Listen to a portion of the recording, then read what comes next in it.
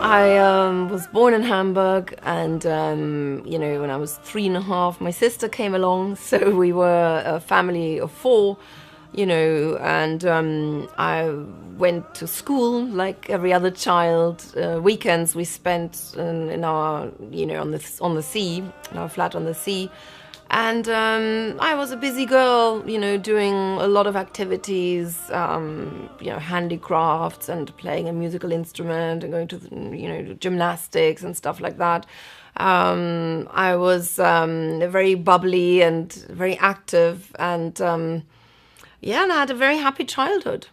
Actually, I had an imaginary friend before my sister was born. You know, when I was very little, I had this imaginary friend who was always with me that only I could see. And well, when we grew up, we went to church, you know, we were taught about God, and we prayed at night, a little prayer. And then, you know, we went to religious school education once a week as we got our confirmation and you know, so on, like young Christians do. But God didn't really, I mean, religion didn't feature very much in our lives. You know, we didn't always pray before eating, or my parents, you know, didn't go to church that regularly. It was just a certain time when we went to this religious education, and then it kind of disappeared again, you know. And so when I was a teenager, I didn't go to church anymore. It was uncool, and the church didn't really speak to me as I was growing up. I must say I really liked the religious education. I liked the stories about Jesus and, you know, and the Bible and so on. But as I grew into being a teenager, the church didn't speak to me anymore, unfortunately. You know, they tried to have ballet performances and rock concerts in the church, but that doesn't really turn you to God, you know. And when I was a young adult, I just quit. I left the church. In a sense, I mean, I stopped paying, you know, the tax that you have to pay. And but I always had an interest for spirituality, you know, for the other world. I think I was born with this because, in fact, I later found out that my grandparents from my father's side were very religious, you know, and in fact there was a convert from Protestantism to Catholicism in the family. And, you know, one of my cousins, great cousins, had become a priest. So there is a very strong religious vein in my family, but I had never really been exposed to it because my grandparents, you know, were already, you know, my grandmother has passed away and so on, and I was too little when they were still around to understand this. I only found out later. In fact, they were members of the Pentecostal Christian Church, which is a very experiential church, a very mystical church where they speak in tongues, you know, they receive the Holy Ghost, and they experience the spiritual dimension of Christianity. As a young person, I had an interest for for spirituality. When I went to I became an exchange student in America. I went to the United States when I was 16 and 17 for a year, the junior high school, and I lived in Portland, Oregon. They put me there, and I went to see the Bhagwan Ranch, you know, in Oregon, the famous Bhagwan Ranch in Oregon. Everybody dressed in red and orange, and twice a day when Bhagwan drove past, nowadays he's called Osho, I think they call him Osho, everybody bowed down in front of him, you know, and he was passing by in this Rolls Royce. And I found it odd, even at that time, you know, how all those disciples could give their money to the spiritual leader who then has a massive collection of Rolls Royces and Rolex watches, and how everybody bowed down in front of him, you know. Anyway, it was interesting, and some of the teachings I found in the book were interesting, but, you know, this mixture of commerce and spirituality didn't really gel for me. So anyway, you know, went back to London and, back to Germany and continued my studies. And then, but I already spoke English very well, and I wanted to use my language skills, you know. So I kind of thought, where else could I go? You know, Hamburg was becoming too small again for me, and I wanted to escape because I had already been on my own. I had been an independent person, and, you know, then reverting back to being a child, being a daughter, was a little bit difficult for me. So I wanted to, you know, break out again, and I mean, you know, and also use my language skills. So really London became this dream destination in my own head, you know, where I wanted to live, because you use your English, but it's only 1 hour away from home. And so I tried to, after my school, I went into journalism. I did a traineeship at Radio Hamburg, a private radio station in Hamburg. And the boss, and, you know, my first celebrity interview was with Keith Haring, this great graffiti artist. And my boss at the time organized an interview with Capital Radio here in London. And I went, you know, to London for the big Nelson Mandela concert. There was a massive concert with all sorts of pop stars, from Simple Minds to Bryan Adams, you know, all in order to free Nelson Mandela.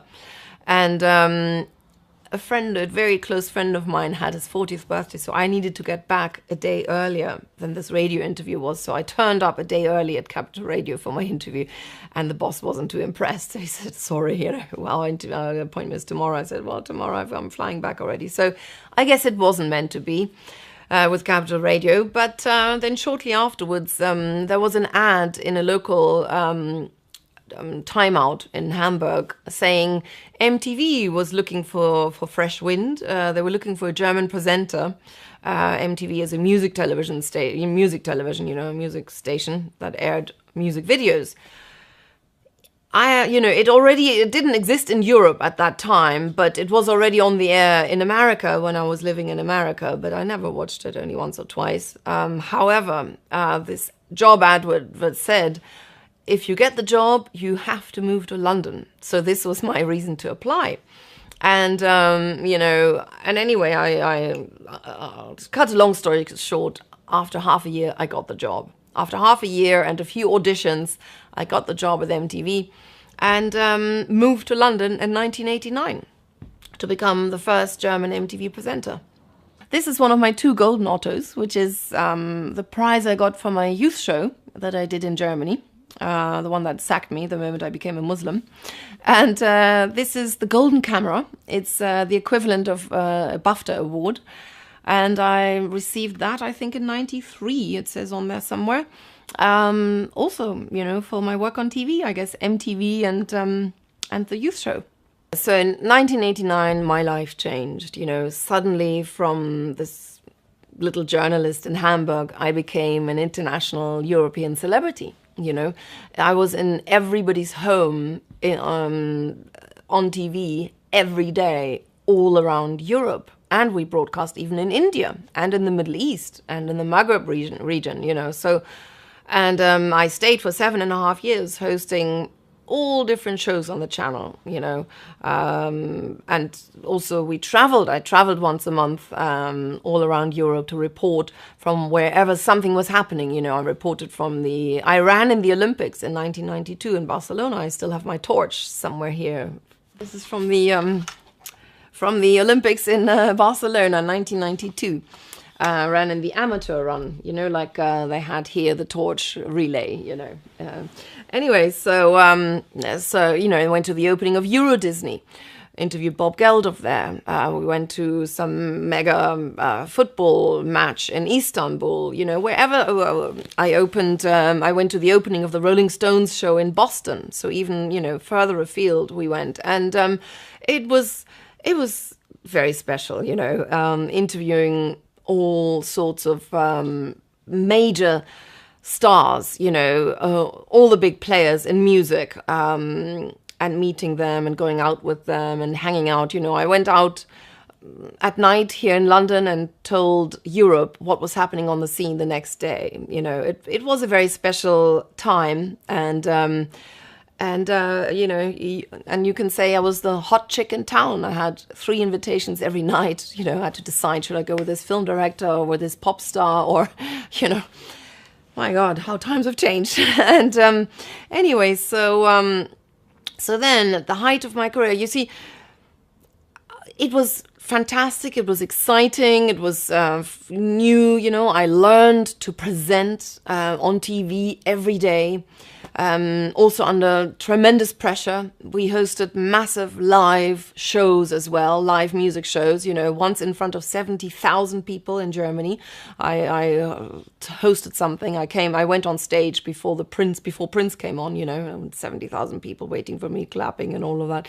So, you know, it was a great experience. I learned professionally, I really learned a lot, and even to interview very famous people. You know, normally people get starstruck or get very nervous. And, you know, if you do it every day, you get used to it, to handle important people.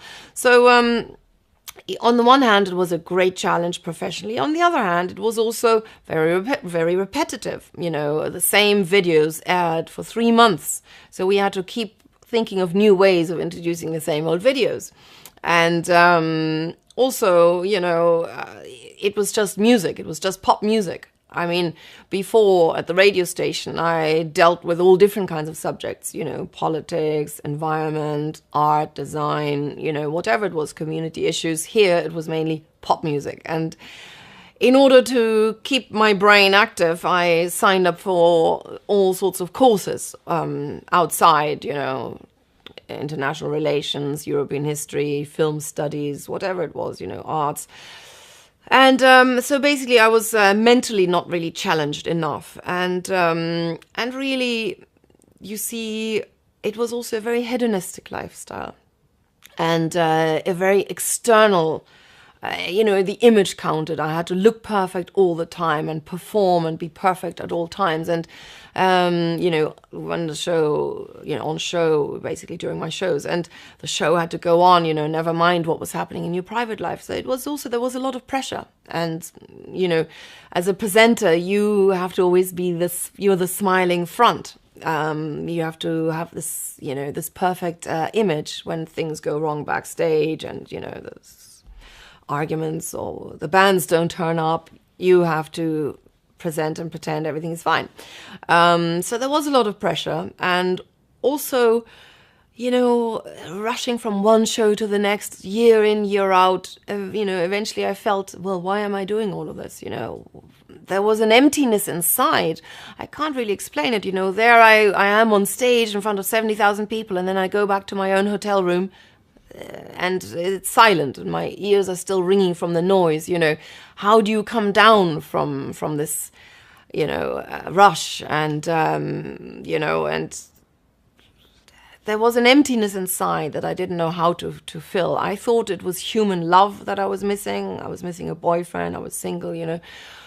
But in retrospect, I realized that no human being could have really filled that void. You know, it was, in fact, God that I was missing. It was an inner peace, you know, and a way to come to inner peace, and which is really attaching yourself to the divine. And that spiritual dimension was completely missing in my life, you know. And so obviously I was unsatisfied. I was unhappy, despite having this high life, despite having this dream job.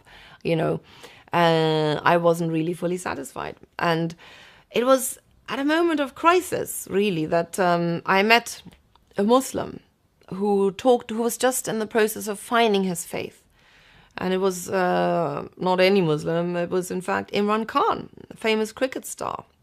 He had just won the World Cup for Pakistan. It was in '92. I had no idea, because I didn't know anything about cricket. You know, in Germany, we don't have cricket. And anyway, and he was telling me how he wants to give up his high-flying cricketing career in order to build a hospital in Lahore. Now, that's a bit of a strange career decision. But he explained the essence of being a Muslim is to believe in God and to do good deeds and to serve God, you know. Anyway, I soon learned, you know, an introduction to Islam. He talked to me about, you know, the values, what it means to be a Muslim, and his motivation. And then, you know, and he asked me out to join him with friends at some point. And I turned up in a mini dress. And he asked me if I would mind to keep on my coat for the rest of the evening. So, you know, in the entertainment business, it was all about, if you've got it, flaunt it, you know. Whereas now I was learning the concept of modesty. You know, he explained women and men don't show flesh in his culture. In fact, they dress modestly. And, when I started thinking about it more deeply, I actually agreed that perhaps it is degrading that women, advertise any kind of product from car tires to cigarettes and alcohol on posters half naked, with their bodies basically. And even now I wonder, why do women have to turn up in business meetings, showing like everything, whereas men are always wearing their suits? I mean, it is degrading. And so I fairly quickly got that point, and in fact changed my style of dress while I was working on MTV, and I started wearing longer skirts and higher tops. And in fact, at the time, the fashion was grunge, so no one really noticed. But, as the fashion changed, my clothes stayed longer, and I felt much more dignified and more comfortable that way. Who needs to be whistled at for their long legs? I mean, even now when you go out in the winter, in the freezing winter, women are wearing belts as skirts and then high heels like this. I don't know how you can walk on this. And I mean, aren't people freezing? And then they freeze to death, as we had a few women now freezing to death after they, came home from a nightclub and couldn't find their key or something like that. Anyway, it's all very bizarre, and I do feel happy to nowadays to be more covered. I learned the concept of modesty through Imran and everything else really about Islam, slowly but surely. I mean, he played Sufi music to me. Nusrat Fateh Ali Khan, I don't know if you've heard of him, but he's a very big Pakistani singer, singing about love for the beloved, which turns into love for the ultimate beloved, love for God. And those lyrics really touched me in a way no pop song has done on MTV. For example, there's in my book, my book which tells my story in depth, by the way. I put one of those little poems, written by a great Sufi from the Sufi master from the subcontinent, which is the sort of stuff that opened my heart at the time when I was presenting on MTV. He wrote, his name is Bulleh Shah, and he wrote, "You have learned so much and read 1,000 books. Have you ever read yourself? You have gone to the mosque and the temple. Have you ever visited your soul? You're busy fighting Satan. Have you ever fought your ill intentions? You have reached into the skies, but you have failed to reach what's in your heart." So, so let's basically look into our hearts and our souls, and that is really where the seat of God and where we can find our peace and our divine spark, and where it's at, really. So anyway, the journey continued. I listened to more Sufi music. I started reading books on Islam. In fact, the very first book Imran gave me was called Man and Islam by Ali Shariati. And it really spoke to me, He talked about how the soul is entrapped in the cage of the body, and how it longs to attach itself to the divine, and how you can do this through love and faith. And, and he criticized our civil society here in the West, where civilizational diseases are on the increase, like depression, all sorts of mental problems, health problems, and we don't know what to do about it. Families are breaking down, and how civil is that when we don't even look after the old, after our elderly people, and stick them in homes?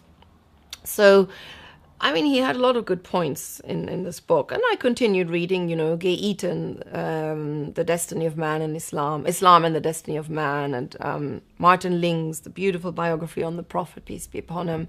And Muhammad Asad, Road to Mecca. He was a Jew, Leopold Weiss, and became a journalist. I mean, he was a journalist, in fact, in the 1930s, and became a Muslim and one of the scholars of Islam. And he translated the Quran into English, a very popular translation. And so I read it. I continued reading books on Islam ever since, and and I was just it was mind blowing what I found. I found a whole new universe, and I found a lot of commonalities. And I learned that really Islam is a continuation of Christianity.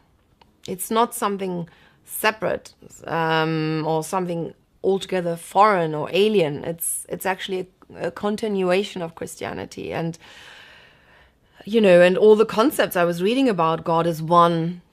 He we worship Him and Him alone and directly, and and He's the source and destiny of everything in this universe and all the other universes.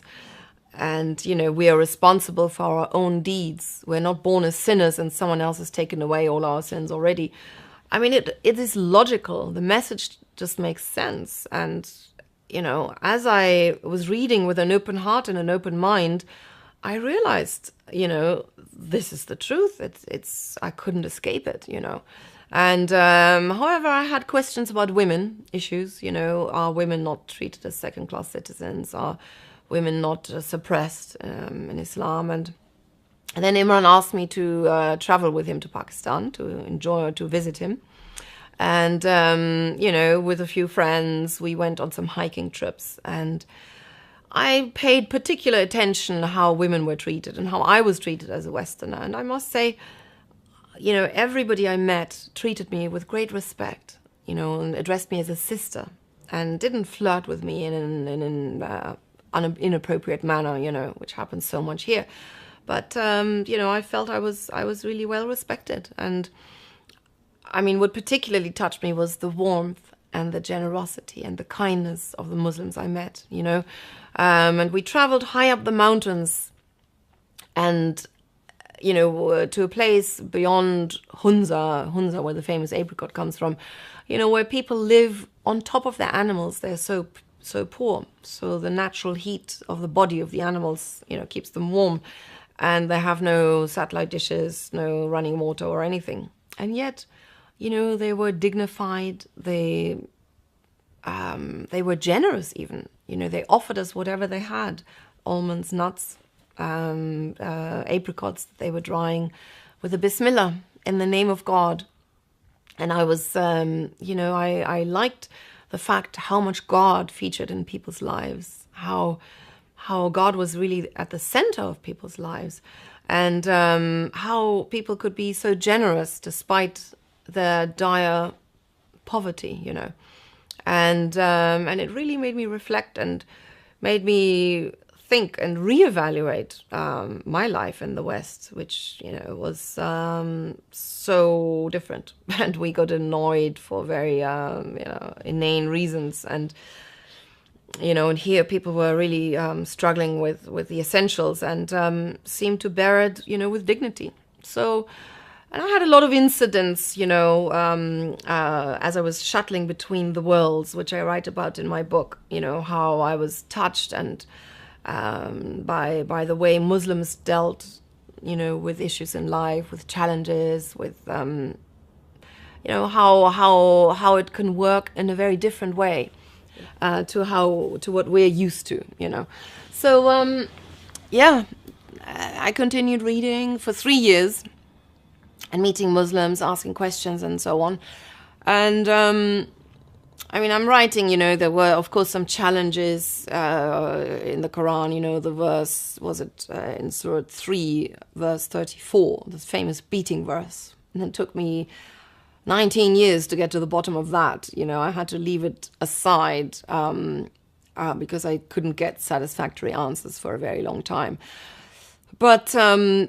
overall, the spirit of the Quran and, the message overall is sublime and is, and we're not meant to nitpick and find, criticize little points if we can't understand, with our mere human comprehension or beginner's way of seeing things, then it's best to leave certain things behind and come back to them later. So that's what I did. And after 3 years of studying and reading and meeting people, Eventually, Imran, we weren't friends anymore, basically. I was ready. I wanted to embrace Islam. I wanted to bring God into my life. In fact, I wanted to practice. I wanted to pray. I realized that, all the reading in the world won't really get me there, won't allow me to feel what it means being a Muslim, So I realized the only way to actually taste the spiritual fruits I was reading about was to get down on my prayer mat and practice. And, become a Muslim, basically. So that was in April 1995. And I converted in a North London mosque, and became a Muslim. It's been challenging ever since. I never came back on German television, since being a Muslim, except for 5 minutes a week, once upon a time, for, 10 years later or something like that. And that is just strange. But there you are. It's and that really is also the reason, why I wrote my book, because I realized there's so much negativity towards Islam. It has such a bad image, and people don't really know. Even in Britain, 1 in 4 British people don't think Islam is compatible with British life. And that is really, it's very sad. I mean, nowadays information is publicly available and people still, have that opinion, even here in Britain. And Britain is the best place for Muslims in Europe. And this is the reason why I live here, why I never went back to Germany, because of what happened to me.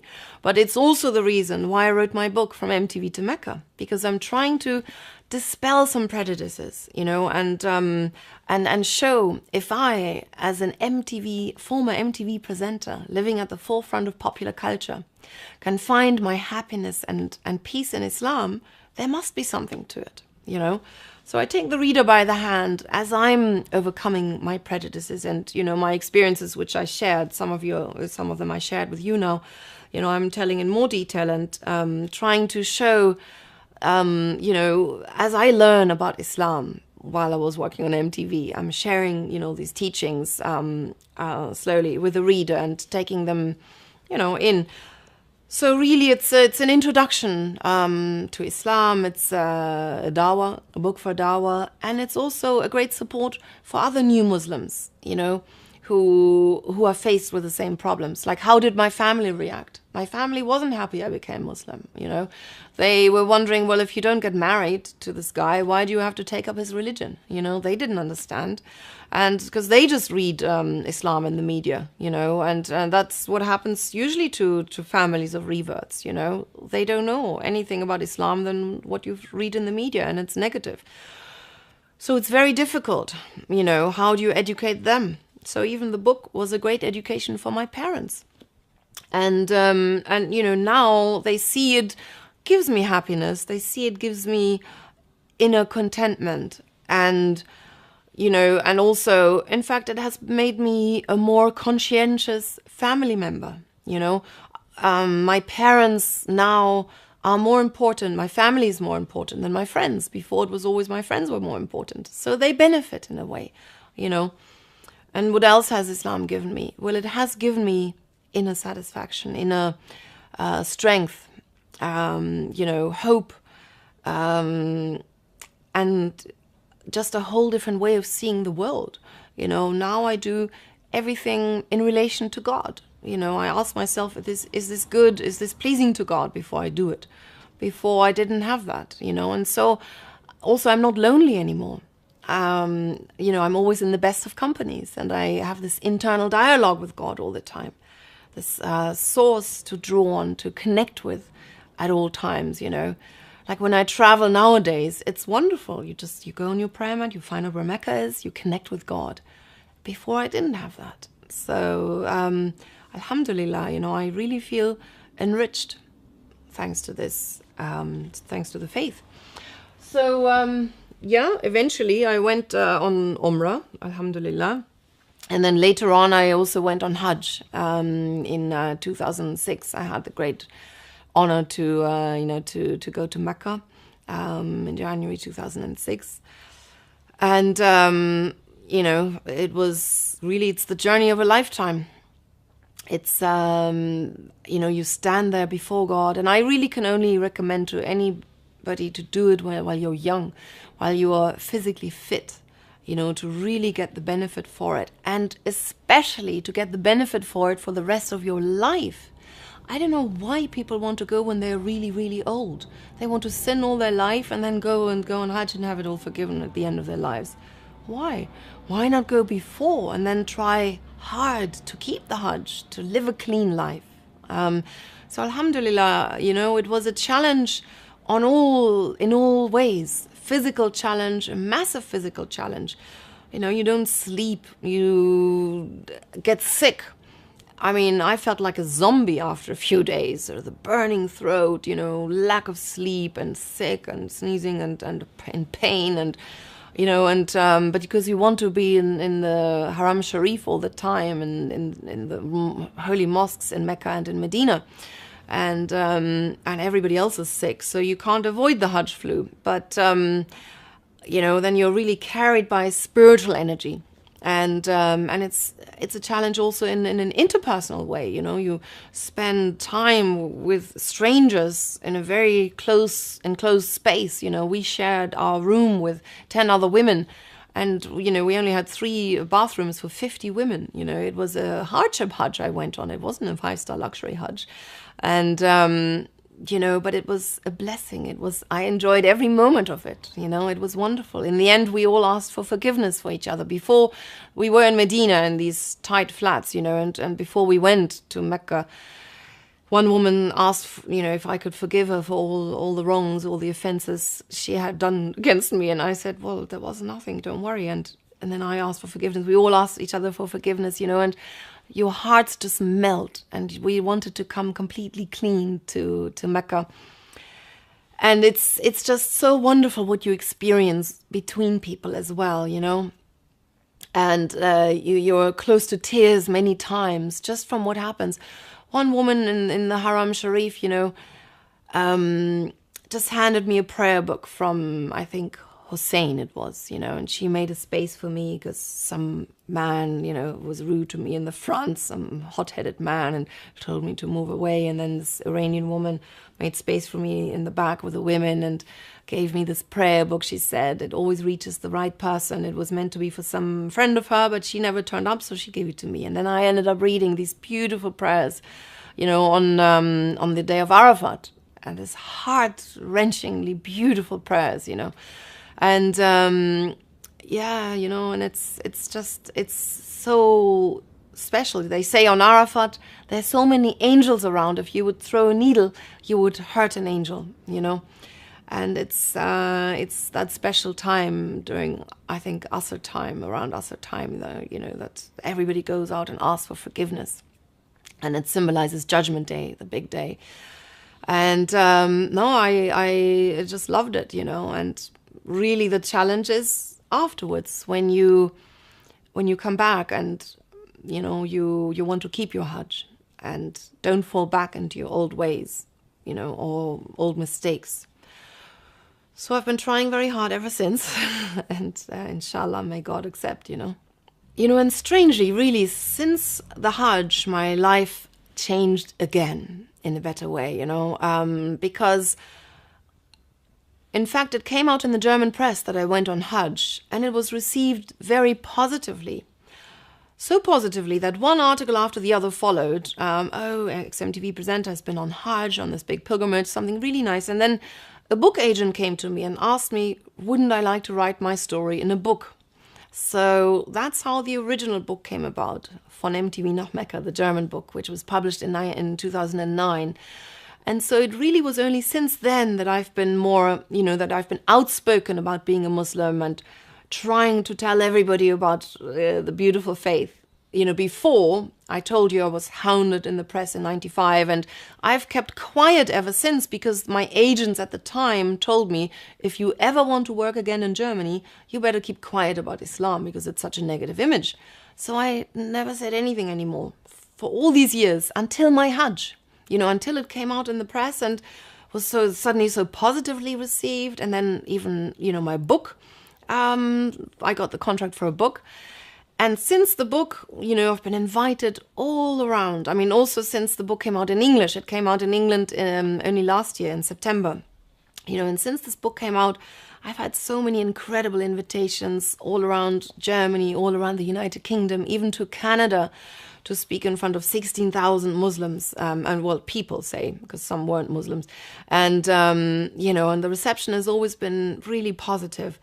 And I even, you know, I did a big interview on Al Jazeera, and that was watched by the entire Arab world, and also including by the royal family of Sharjah. And they invited me on a visit to meet and to speak at one of their conferences. And, you know, all sorts of incredible doors have opened, alhamdulillah. And it's been, you know, I was part of the Inspired by Muhammad campaign. Then suddenly I was nominated an ambassador of the Exploring Islam Foundation. And they made me one of the faces of the Inspired by Muhammad campaign, which was a media campaign in 2010. All over London for a few weeks, there were posters on tubes, on bus shelters and in taxis, promoting slogans of our noble prophet, peace be upon him. My slogan was, I believe in protecting the environment. So did Muhammad, you know, and there were other slogans about coexistence, about women's rights. And, you know, that caused a big media stir. I was on BBC Question Time, on all different other channels, you know, did interviews, again, showing the beautiful values of Islam, because Islam really needs some true PR.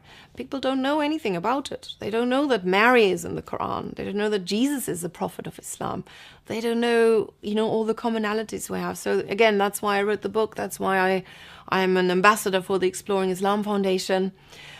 And again, nowadays I'm also a patron of the Tell Mama campaign by the interfaith organization Faith Matters. It's a campaign against Islamophobia, where they're trying to log all the Islamophobic offenses and attacks that happen against people of Muslim faith. And they're trying to lobby and trying to change the law, in fact, that this is not allowed anymore, something very positive.